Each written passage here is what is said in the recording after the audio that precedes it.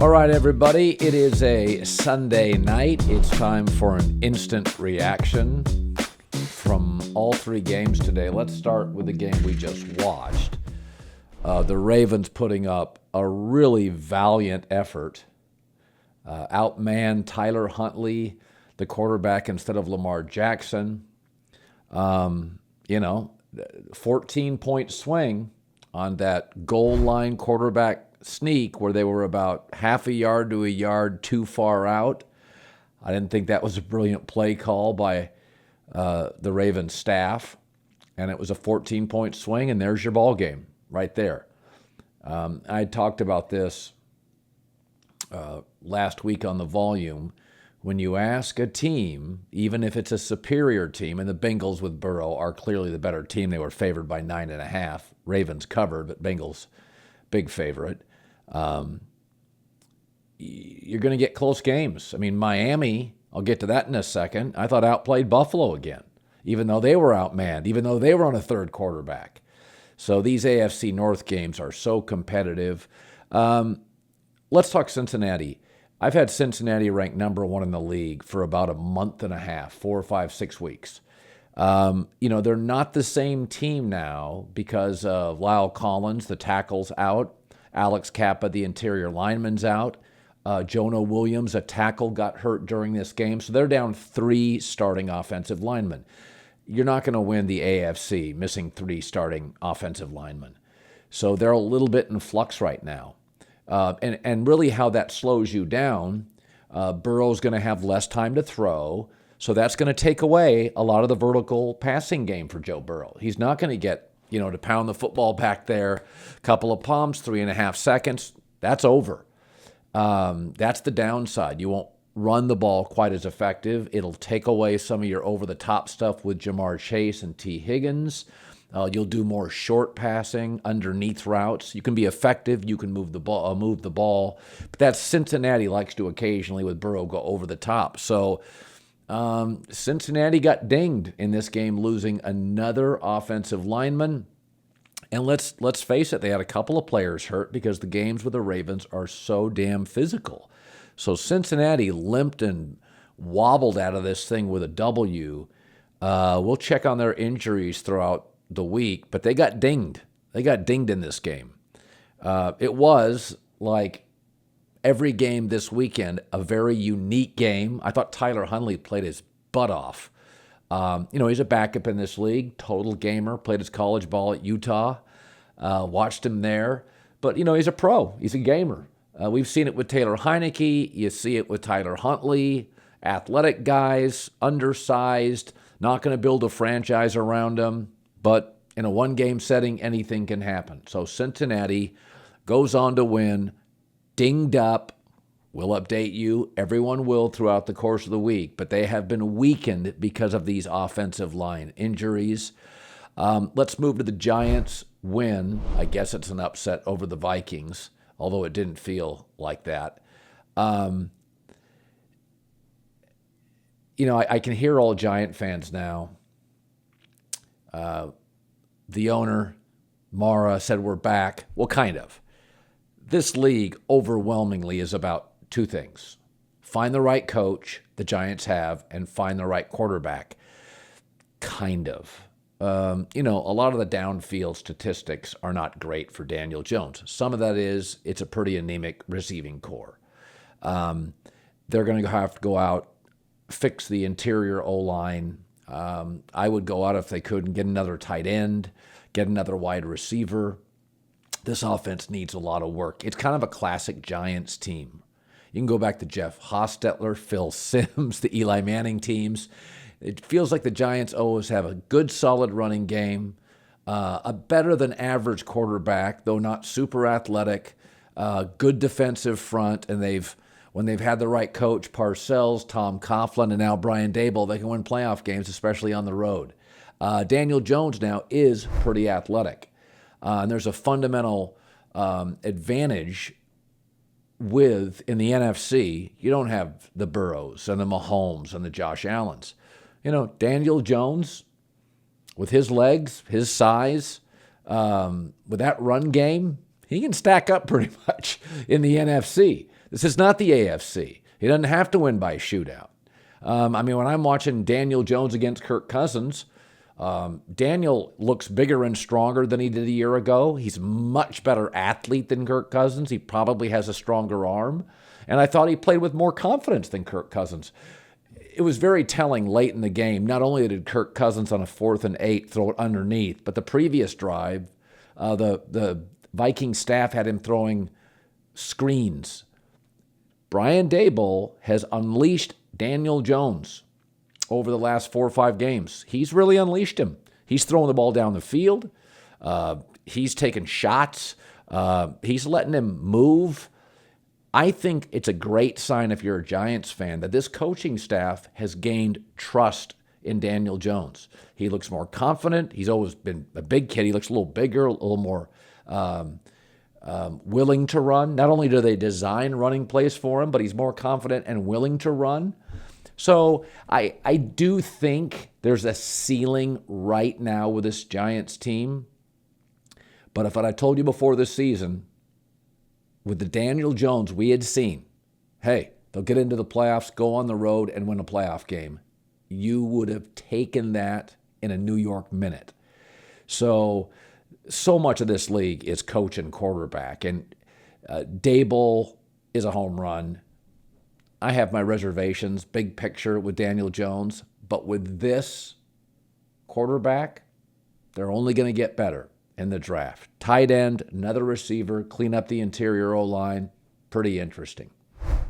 Now, as far as the Minnesota Vikings, for people in Minnesota that are at wit's end with Kirk Cousins, this is who he is. 1 o'clock window Kirk Cousins. He's not a playoff guy. He's not a big play guy. Is it frustrating? Yes. But as Greg Cosell has often told me, there's only 5 or 6 great quarterbacks in this league. Somebody's got to have Kirk Cousins, right? He's going to need to be surrounded by more.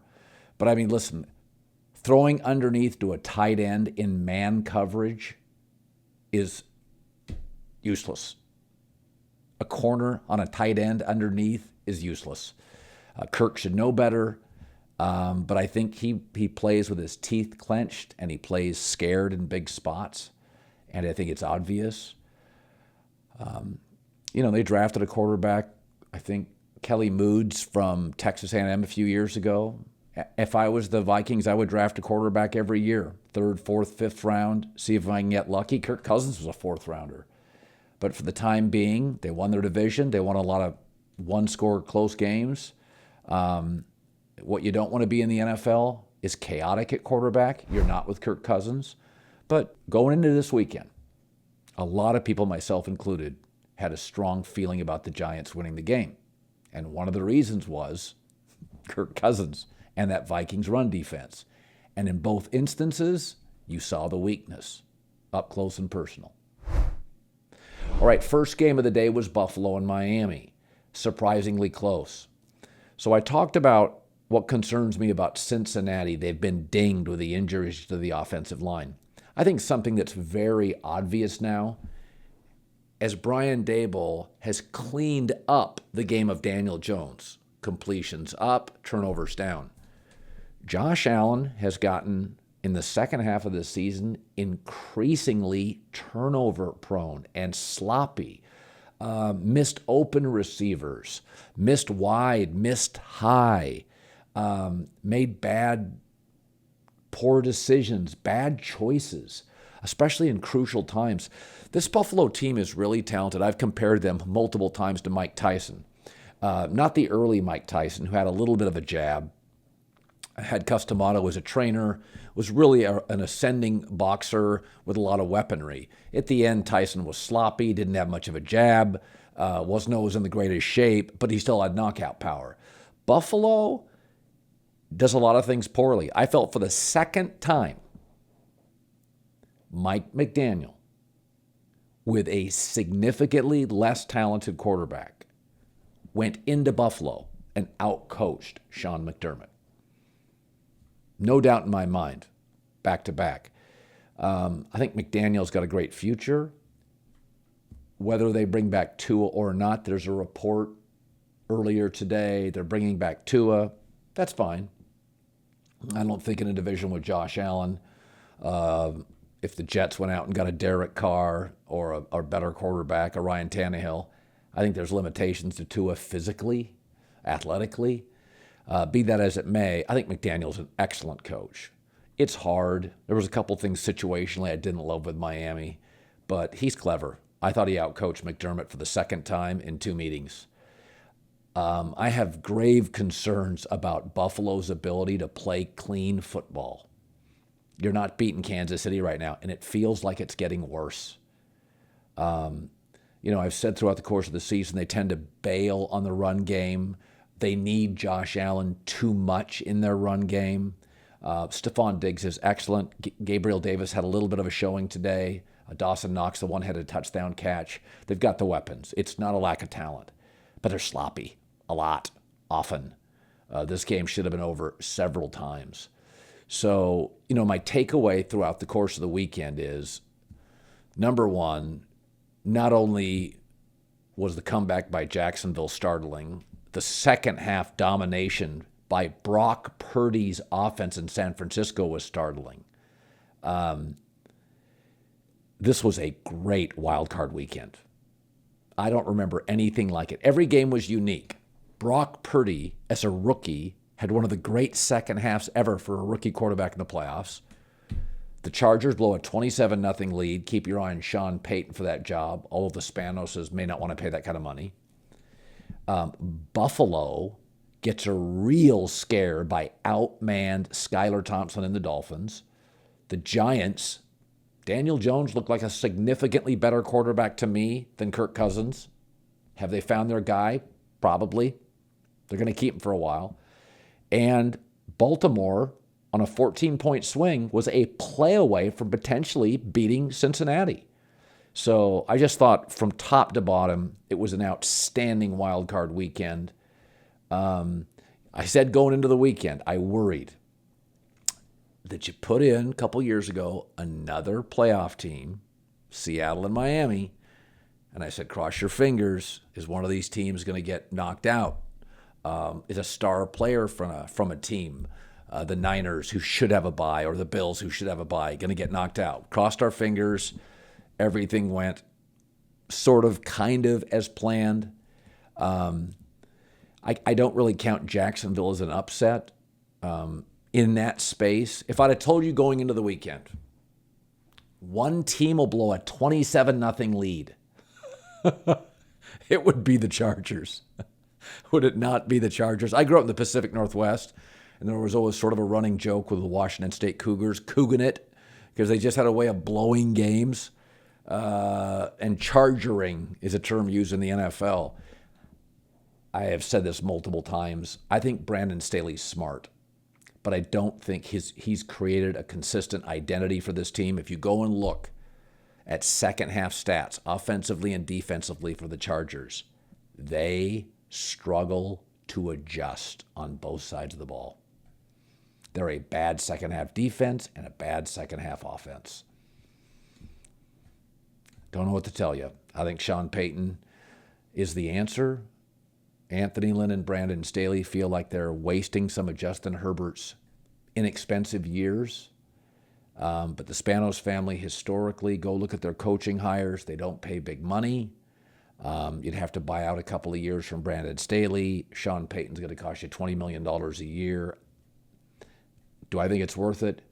Yes. For a franchise that would sell tomorrow for $4 or $5 billion, do I think paying the second most important person on a football team, quarterback one, coach two, do I think he's worth $20 million? Yes. And I believe it's the only job Sean Payton has truly ever wanted. He would go back to the Saints if he could get a star quarterback, or the Chargers and Justin Herbert. It's a really good roster. I think they have a smart young coach, but he's not a great coach, and Sean Payton is. That's our Sunday night instant reaction from a fabulous and tense and dramatic and weird NFL wild card weekend.